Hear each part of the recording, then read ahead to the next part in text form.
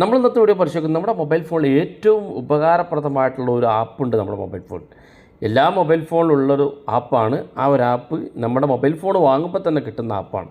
പലപ്പോഴും ആ ഒരു ആപ്പ് ആരും തുറന്നു നോക്കാറില്ല, അതിനകത്തുള്ള ഫീച്ചറുകൾ ആരും പരിശോധിക്കാറില്ല. വളരെ ഇൻട്രസ്റ്റിംഗ് ആയിട്ടുള്ള ഒരുപാട് ഫീച്ചറുകളുള്ള ഒരു ആപ്പാണ്. ഏതാണ് നോക്കാം, വീഡിയോ അവസാനം വരെ കണ്ടു നോക്കുക, നിങ്ങളുടെ സുഹൃത്തുക്കൾ കൂടി ഷെയർ ചെയ്ത് കൊടുക്കുക.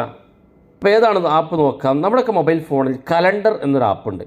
നിങ്ങളുടെ മൊബൈൽ ഫോൺ വാങ്ങുമ്പോൾ തന്നെ കിട്ടുന്ന ആപ്പാണ്, നിങ്ങൾ ഇൻസ്റ്റാൾ ചെയ്യേണ്ട ആവശ്യമില്ല. കലണ്ടർ എന്നുള്ള ആപ്പ് നമുക്കൊന്ന് ഓപ്പൺ ചെയ്ത് നോക്കാം. അതിനകത്തുള്ള ഫീച്ചറുകളൊക്കെ വളരെ ഞെട്ടിക്കുന്ന ഫീച്ചറുകളാണ്. പലപ്പോഴും അത് ആരും തുറന്നു നോക്കാറില്ല. ഇത് ഗൂഗിളിൻ്റെ കലണ്ടർ ആപ്പാണ്. സാധാരണ നമ്മളൊക്കെ ഉപയോഗിക്കുന്ന കലണ്ടർ ആപ്പ് തന്നെയാണ്.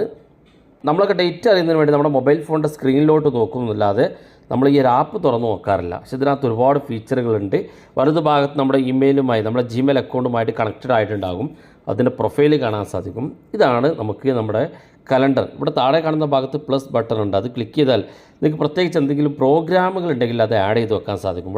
ഇവിടെ ഈവൻ്റ് എന്നുള്ള ഭാഗമുണ്ട്, അത് ക്ലിക്ക് ചെയ്യാം.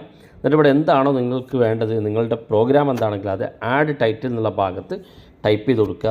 നിങ്ങൾക്ക് എന്തെങ്കിലും ഒരു ബർത്ത്ഡേ പ്രോഗ്രാം ആണെങ്കിൽ, ഞാനിവിടെ ബർത്ത്ഡേ എഴുതുകയാണ്. ബർത്ത്ഡേ പ്രോഗ്രാമോ മറ്റോ ആണെങ്കിൽ അത് ഇതുപോലെ ടൈപ്പ് ചെയ്യുക. ഇവിടെ താഴെ ഭാഗത്തേക്ക് വന്നാൽ നിങ്ങൾക്ക് ഏത് ദിവസമാണെന്ന് സെലക്ട് ചെയ്യാനുള്ള ഓപ്ഷൻ ഉണ്ട്.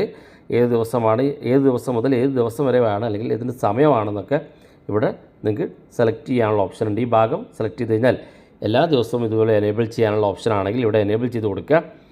താഴെ ഭാഗത്തേക്ക് വന്നാൽ ഏതൊക്കെ വ്യക്തികളെയാണ് നിങ്ങൾക്ക് ഇതിൽ ആഡ് ചെയ്യേണ്ടതെന്നുള്ളത്, അവരെ വീട്ടിലുള്ള ആളുകളൊക്കെ നിങ്ങൾക്ക് ഓർമ്മിപ്പിക്കുന്നതിന് വേണ്ടിയിട്ട് വേണമെങ്കിൽ ആഡ് പീപ്പിൾ എന്നുള്ള ഓപ്ഷൻ ഉണ്ട്. നിങ്ങളുടെ അവരുടെ ഇമെയിൽ ഐ ഡി ടൈപ്പ് ചെയ്ത് കൊടുത്താൽ അത് ഇതുമായിട്ട് കണക്ട് ചെയ്യാൻ സാധിക്കും.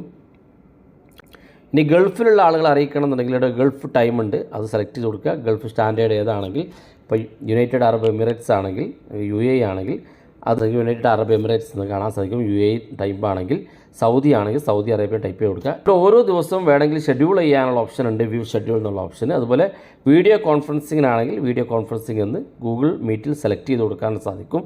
ഇവിടെ ലൊക്കേഷൻ ഉണ്ടെങ്കിൽ അത് ആഡ് ചെയ്യാം. എല്ലാ ഡീറ്റെയിൽസും നമുക്ക് ആഡ് ചെയ്ത് നമുക്ക് തന്നെ വേണമെങ്കിൽ ഒരു കലണ്ടർ ഡീറ്റെയിൽസ് സെറ്റ് ചെയ്ത് വെക്കാൻ സാധിക്കും. ഇനി അല്ലെങ്കിൽ നിങ്ങളുടെ സുഹൃത്തുക്കൾക്ക് ഇത്തരത്തിലൊരു ടൈം ഷെഡ്യൂൾ ചെയ്ത് ഗൂഗിൾ മീറ്റോ കാര്യങ്ങളൊക്കെ ആണെങ്കിൽ അതൊക്കെ നിങ്ങൾക്ക് ഡീറ്റെയിൽസ് അറിയാൻ സാധിക്കും. അതൊക്കെ ഇതുപോലെ ടൈപ്പ് ചെയ്ത് കൊടുത്തവിടെ 30 മിനിറ്റ് ബിഫോർ, 30 മിനിറ്റ് മുമ്പാണ് നിങ്ങൾക്ക് അലാറം അല്ലെങ്കിൽ ഇതിൻ്റെ ഒരു സിഗ്നൽ അറിയിക്കേണ്ടതെങ്കിൽ അതിവിടെ ടൈപ്പ് ചെയ്ത് കൊടുക്കുക. ഇനി അതല്ലെങ്കിൽ ഇവിടെ ക്ലിക്ക് ചെയ്ത് കൊടുത്ത് നിങ്ങൾക്ക് ഇവിടെ ആ ഒരു ടൈം നിങ്ങൾക്ക് 5 മിനിറ്റ് മുന്നേ ആണോ, അല്ലെങ്കിൽ ഇവിടെ കസ്റ്റം ഓപ്ഷൻ ഉണ്ട്, എത്ര മിനിറ്റ് ആണെങ്കിലും എത്ര ദിവസമാണെങ്കിലും അതൊക്കെ ടൈപ്പ് ചെയ്ത് കൊടുക്കാൻ സാധിക്കും. അതിനുശേഷം താഴെ കാണുന്ന ഭാഗത്ത് എന്തെങ്കിലും അറ്റാച്ച്മെൻ്റ് ഉണ്ടെങ്കിൽ, എന്തെങ്കിലും ഫോട്ടോസോ മറ്റോ അറ്റാച്ച് ചെയ്യുന്നുണ്ടെങ്കിൽ അതുകൂടെ അറ്റാച്ച് ചെയ്ത് ഏറ്റവും മുകളിൽ സേവ് ബട്ടൺ ക്ലിക്ക് ചെയ്താൽ നിങ്ങൾ ആരുടെയൊക്കെ ഇമെയിൽ ID ഇവിടെ ആഡ് പീപ്പിൾ ആഡ് ചെയ്തിട്ടുണ്ട് അവർക്കൊക്കെ നോട്ടിഫിക്കേഷൻ പോകും.